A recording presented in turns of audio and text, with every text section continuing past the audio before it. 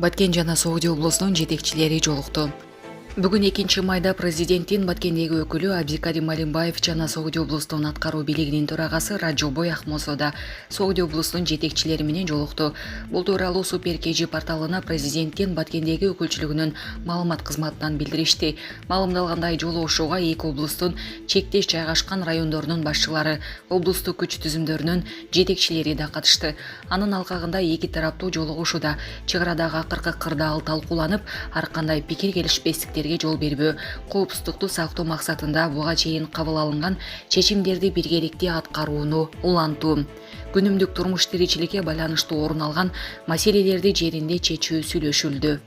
Ошондой эле учкучсуз учуучу аппараттардын учушу, сууат сууну пайдалануу, сууат каналдарын жана арыктарды тазалоо, көпүрөлөрдү, жолдорду оңдоо маселелери каралып, бул маселелердин үстүндө иш алып баруу максатында тийиштүү мекемелердин жетекчилеринен турган комиссия түзүлүп, жеринде иш алып баруу тапшырмасы коюлду. Эки тараптуу комиссия үстүздөгү жылдын 4-майында Лейлик районунун Максат айылында жолугушуусу пландалды. Беле кетсек, Баткен жана Тажикстандын Сооди облусунун башчылары иш үстүндө байма-бай жолугушууларды өткөрүп турат. Бул аракет чек арадагы тынчтыкты сактоо, аймактагы элдин коопсуздугун камсыз кылуу, улам жаралган маселелерди ыкчам чечүү максатын көздөйт. Булак Супер KG. Универсал командасы Россия шарындагы мекендештерине 10 жыл сахнада аттуу юбилейлик концертин тартуулайт. Москва, 8-май. Метро Багратионовская, улица Барклая, дом 9. Санкт-Петербург, 9-май. Метро Дыбенко, улица Подвойского, 38. Сурапилүү телефону 8977 699 87 89. Жана ошондой эле 11-май Иркутск, 14-май Красноярск, 16-май Тюмень, 17-май Екатеринбург, 18-май Сургут, 20-май Новосибирск, 22-май Астана шаарларында да болот. Бардык шаарларда кечки саат 19:00 башталат. Концертке кечикпей келүүңүздөрдү суранабыз, урматтуу мекендештер.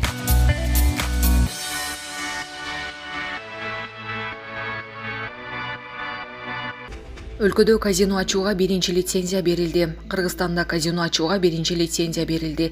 Лицензия Гранд Казино жоопкерчилиги чектелген компаниясына берилгенин экономика министрлигинин алдындагы финансы рыногун жөнгө салуу жана көзөмөлдөө кызматы билдирди.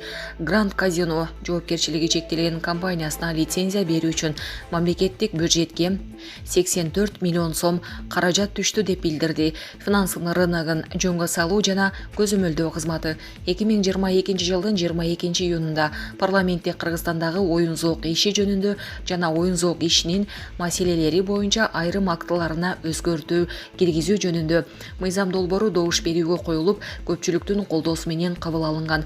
Ошол эле жылы 30-июнда өлкө башчы Садыр Жапаров аталган мыйзамга кол койгон. Булак Супер KG. Тажикстандын Сооди облусунда кечи автобус шаардан кулап 6 киши каза болду. Бул тууралуу аталган өлкөнүн жергиликтүү басылмалары жазышты. Маалымдалгандай, кырсык Душанбе Ходжент Чанак унаа жолунда орун алган. Каза болгондордун баары Сооди облусунун тургундары экени айтылды. Мындан сырткары дагы 4 киши жараат алып, ооруканага жеткирилгени белгиленди. Анда Старекс үлгүндөгү унаанын айдоочусу рулду башкара албай калып, 200 метрлик жардан кулап кеткен. Жол кырсыгы боюнча тергөө иштери башталды. Булак Супер KG. Кубанычбек Исабеков: Садыр Жапаров Россияга туура кадам кылды. Президент Садыр Жапаров Россияга туура кадам кылды.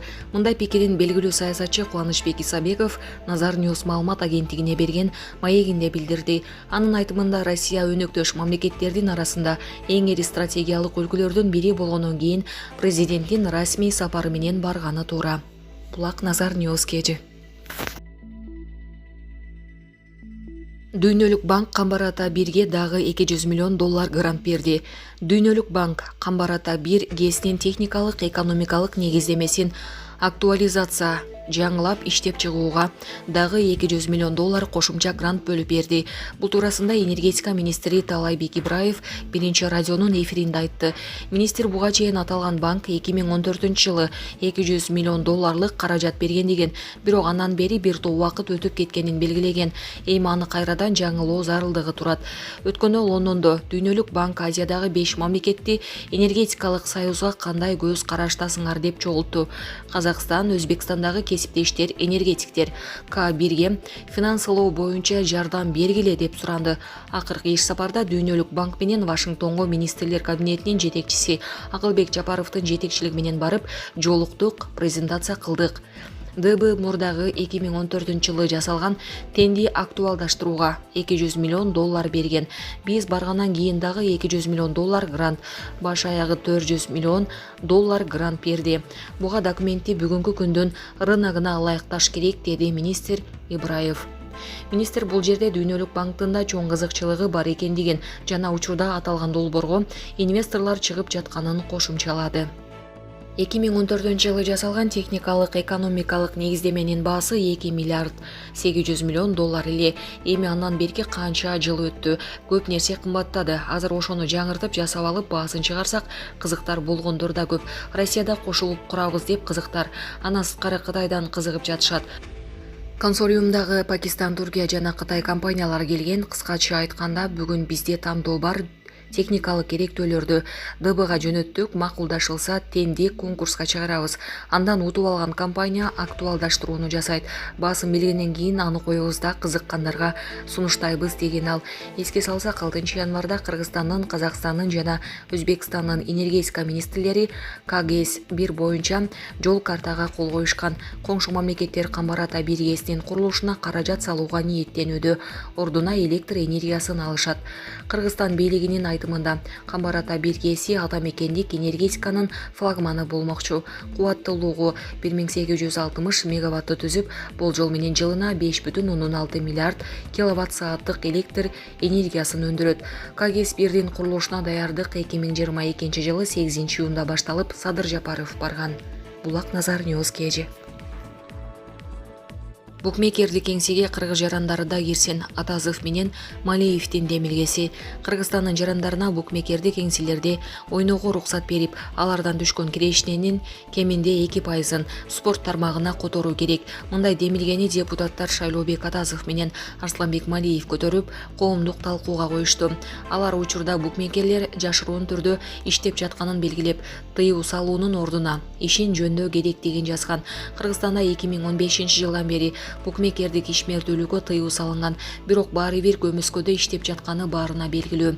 Эксперттердин айтымында, оюн-зоок иштерине тыюу салуу мамлекеттик бюджеттен жылына 600 миллион сомду жоготууга, 11 миңден ашык жумуш ордун жабууга алып келген. Мындан тышкары, мыйзам менен жөнгө салынбаган онлайн букмекердик ишмердүүлүктүн натыйжасында өлкө экономикасы 100 миллион доллардан ашык каражаттан кол жууган деп жазылган долбоордун маалыматтык негиздемесинде.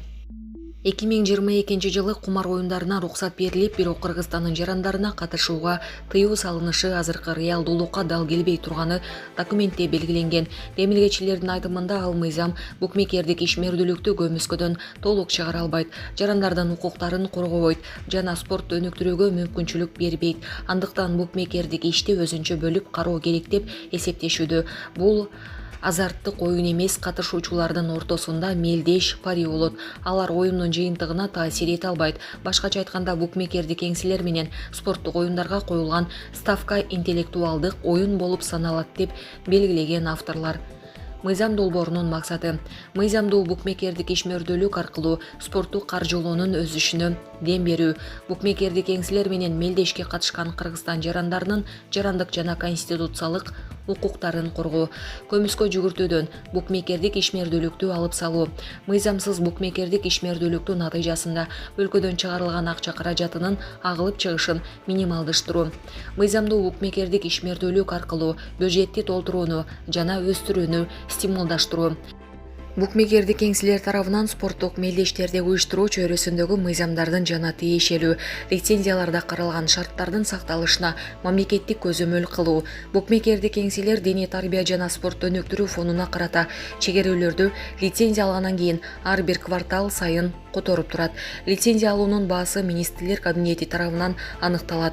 Долбоордо жазылгандай башка өлкөлөрдө букмекер өтө кирешелүү тармак болуп эсептелинет. Андыктан аны жойбой, тескерисинче жөнгө салып келишет. Мисалы, Казакстанда туруктуу өнүгүп, оюн бизнесиндеги кызмат көрсөтүүлөрдүн көлөмү бир жылда дээрлик 2 эсеге өсүп, 500 миллиард теңгеден ашты. Букмекердик кеңселер мыйзамдуу иштесе, салык төлөө менен бирге спортту кошумча каржылап, спортчуларга, тайпаларга жана лигаларга өнөктөштүк аркылуу салым кошот. Булак Спутник, Кежи.